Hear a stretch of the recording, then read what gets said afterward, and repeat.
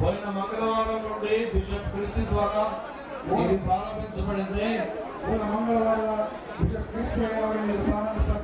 ఇది చివరి దినం.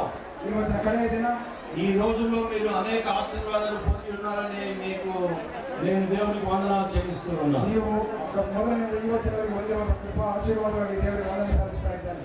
దేవుడు మహా గొప్ప కార్యాలు మన దారుల జాతరలో చేస్తూ ఉన్నాడు. దేవుడు అనేక అద్భుత కార్యాలను మన దారుల జాతరలో ಮಾಡಿದ್ದಾನೆ. కాబట్టి మొదట నేను దేవునికి స్తోత్రాలు చెల్లించాను. మొట్టమొదటి దేవునికి స్తోత్రం నేను ఒక్కరిని చెల్లిస్తే బాగుండదు. ನಾನು ಒಬ್ಬನೇ ಸ್ತೋತ್ರ ಸಲ್ಲಿಸಿ ಸಾಲದು. నాతో కలిసి మీరందరూ గట్టిగా అరవాలి. ನನ್ನ ಸಂಘ ನೀವೆಲ್ಲರೂ ಕೂಡಿ ಕೂಗಬೇಕಾಗಿದೆ. దారుల జాతరలో ఒకటే ఒక పదం వలుస్తాం మనం. దారుల జాతరలో ಒಂದೇ ಒಂದು ಪದ ಉಪಯೋಗಿಸುತ್ತೇವೆ. జై క్రీస్తు. జై క్రీస్తు. మీ అందరి నోళ్ళు సిద్ధంగా ఉండాలి. ನೀವೆಲ್ಲರೂ ಸಿದ್ಧವಾಗಿರಬೇಕು. నోళ్ళలో ఏం ఉండకూడదు. బాయిలు ఏది ఇరబారదు. ఏమి తినకూడదు. మీరు ఏం తినబారదు. మీ నోళ్ళలో నుండి జై క్రీస్తు అన్న పదం రావాలి. ನಿಮ್ಮ ಬಾಯಿಂದ ಜೈ ಕ್ರಿಸ್ತನ ಪದ ಹೊರಬರಬೇಕು. చాలా బలంగా రావాలి. ಬಹಳ ಬಲವಾಗಿ ಸಿದ್ಧವಾಗಿದ್ದೀರಾ? సిద్ధంగా ఉన్నారా? సిద్ధವಾಗಿದ್ದೀರಾ? Are you ready? ನೀವೆಲ್ಲರೂ ಸಿದ್ಧವಾಗಿದ್ದೀರಾ? yes. జై క్రీస్తు. ಏನು ಸ್ವರನೇ ಇಲ್ಲ. ಏನು ಸ್ವರ లేదు. మత్తొమ్మ సార్ మళ్ళీ జై క్రీస్తు. స్వల్ప చెన్నయ్య కొద్దిగా బాగుంది. జై క్రీస్తు. Very good. ఇంకొకసారి అన్న.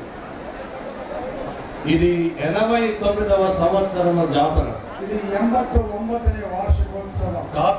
నెరవేరని ಯಾವ ರೀತಿ ಬೀಳಿಸಬೇಕೆನ್ನುವುದು బైబిల్లో మనం చూస్తున్నాం అదే దేవుని రాజ్యం అని.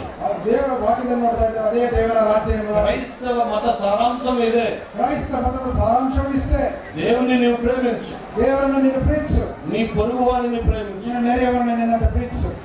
అంటే ప్రతి మానవునిలో దేవుని ప్రేమ ఉండాలని దేవుడు కోరుకుంటున్నాడు. ಅಂದರೆ ಪ್ರತಿಯೊಬ್ಬರ ಮನುಷ್ಯರ ಜೀವಿತದಲ್ಲಿ ದೇವರ ಪ್ರೀತಿ ಇರಬೇಕು. ప్రేమ కంటే మించిన మతం లేదు. ಪ್ರೀತಿಗಿಂತ ಹೆಚ್ಚಿನ ಒಂದು ಮತ ಇಲ್ಲ. ప్రేమ కంటే మించిన మార్గం లేదు. ಪ್ರೇಮಕ್ಕಿಂತಲೂ ಮಿಗಿಲಾದ ಮಾರ್ಗವಿಲ್ಲ. ప్రేమ కంటే మించిన సత్యం లేదు. ಪ್ರೇಮಕ್ಕಿಂತಲೂ ಮಿಗಿಲಾದ ಸತ್ಯವೂ ಇಲ್ಲ. దేవుని వాక్యంలో మనం చూస్తూ ఉన్నాం. ದೇವರ ವಾಕ್ಯ ನಾವು ನೋಡ್ತಾ ಇದ್ದೇವೆ. దేవుడు ప్రేమయే ఉన్నాడు. ದೇವರು ಪ್ರೀತಿಯಾಗಿದ್ದಾನೆ. దేవుడు ప్రేమ స్వరూపి. ಪ್ರೀತಿ ಸ್ವರೂಪನೆಂಬುದಾಗಿ. అందుకే ఆ దేవాది దేవుడు ಆದ್ದರಿಂದ ಆ ದೇವಾದಿ ದೇವನು కాలము పరిపూర్ణమైనప్పుడు ಪರಿಪೂರ್ಣವಾದಾಗ యేసుక్రీస్తు ఈ లోకానికి పంపాడు. ಯೇಸು ಕ್ರಿಸ್ತನ ಈ ಲೋಕಕ್ಕೆ ಕಳಿಸಿದ್ದಾನೆ. క్రైస్తవ తత్వం ఒక కల్పన గాథ కాదు. ಈ ಕ್ರೈಸ್ತತ್ವವು ಕೇವಲ ಕಲ್ಪನೆ ತತ್ವವಲ್ಲ. యేసుక్రీస్తు సాక్షాత్తు ఈ భూమి మీద జన్మించాడు. ಯೇಸು ಕ್ರಿಸ್ತನು ಸಾಕ್ಷಾತ್ ಈ ಭೂಮಿಯಲ್ಲಿ ಜನ್ಮಿಸಿದ್ದಾನೆ. బెత్లెహేం పట్టణంలో జన్మించాడు. ಬೆತ್ಲೆಹೇಮ್ ಪಟ್ಟಣದಲ್ಲಿ ಜನ್ಮಿಸಿದ್ದಾನೆ. ఆయన